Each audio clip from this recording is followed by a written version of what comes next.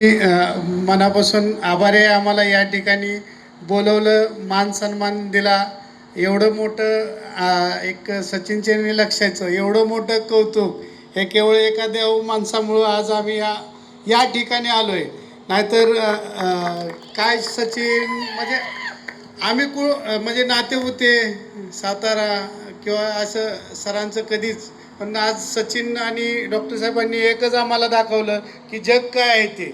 आणि जगाच्या कुठल्या कोपऱ्यात हा सचिन म्हणजे असा राहिला नाही सचिन आणि लक्ष्या की त्या ठिकाणी या जोडीचं नाव नाही.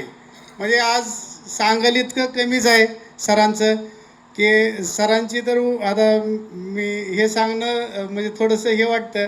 पण सरांची माझी अशी छोटीशी एका ह्याच्यावरून ओळख चालते आणि त्या ओळखीत पहिलीच भेट.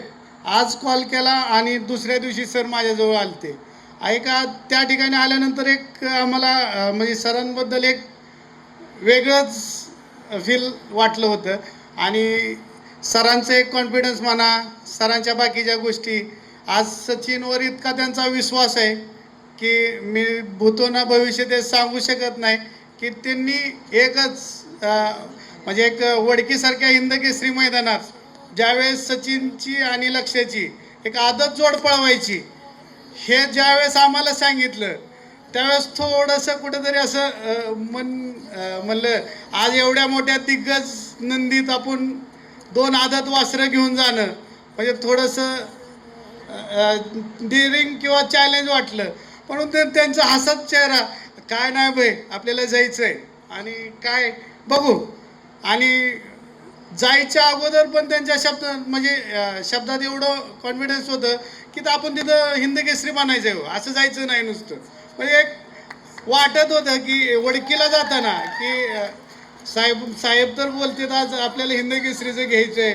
पण त्या ज्यावेळेस लॉट निघाले, ज्यावेळेस ते नंदींचे नावं ऐकली एक एक एक एक, त्यावेळेस असं मनात वाटत होतं की आपण एवढ्या मोठ्या ह्याच्यात म्हणजे संघर्षात कसं शक्य नाही. पण साहेबांनी गट काढला त्यावेळेस मी साहेबांना कॉल केला, साहेब एवढ्या मोठ्या मैदानात गट तरी निघाला, समाधान वाटलं.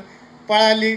ज्यावेळेस सेमी असंच आम्ही घरात बसलो होतो, मला छोटासा कार्यक्रम होता त्यामुळे जाता आलं नव्हतं त्या ठिकाणी.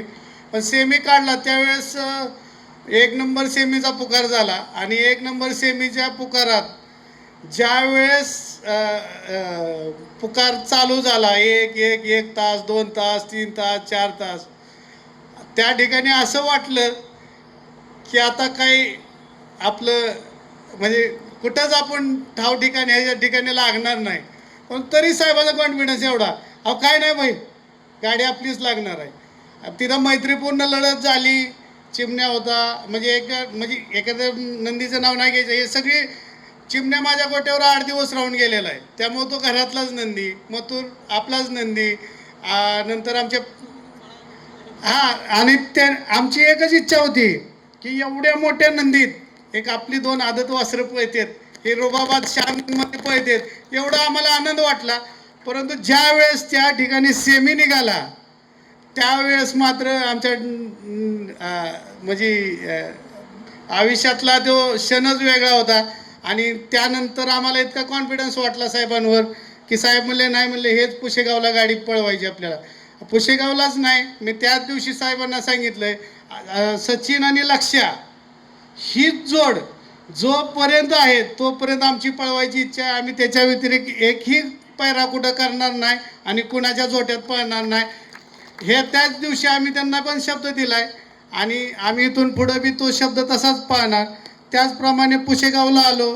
पुशेगावला आल्यानंतर पण थोडीशी धाकधुकी, एवढ्या चांगल्या मैदानात एवढे हे मग चालू झाला आमचा प्रवास तिथं. परंतु ज्यावेळेस गट निघाला त्यावेळेस लोकांचे कॉल आले की भाई आज काहीतरी आहे. आणि योगायोग असा होता की मी 16 डिसेंबर 2024ला पहिली नंदी खरेदी केलेला दिवस होता. आणि योगायोग 16 डिसेंबर 2025 हा पुशेगावचा मैदान जे सेवागिरी महाराजांची आमच्यावर आशीर्वाद लाभला, सेवागिरी महाराजांची आमच्या हे म्हणजे आनंदाचा म्हणजे याचा आशीर्वाद वर्षाव झाला. असं मैदान 16 डिसेंबरला झालं आणि सचिन ज्या वेळेस पहाटे 2 वाजता चाललेला घरून, त्यावेळेस मी ज्यावेळेस गाडीत भरत होतो त्यावेळेस सचिनकडे बघताना एक असं वाटत होतं की आज ही वेगळं काहीतरी करेल. आणि साहेबांची इकडून जित होती की साहेब नेहमी सांगायचे की बाय आज आपण हिंद केसरीचे मानकर ठरणार आहे. त्या दिवशी हुकलोय, 2 नंबर केलाय. आताच हुकवायचं नाही, आता 1च नंबर करायचा. आणि तो कॉन्फिडन्स बघून त्यांचा खरंच अभिमान वाटला. साहेबांचं करल इतकं कौतुक कमी आहे. आणि साहेबांचा अशीच आशीर्वाद आमच्यावर राहावं, लक्षावर आणि सचिनवर आणि आमच्या मालकांवर बी, एवढीच ईश्वरचरणी प्रार्थना करेन. धन्यवाद. धन्यवाद.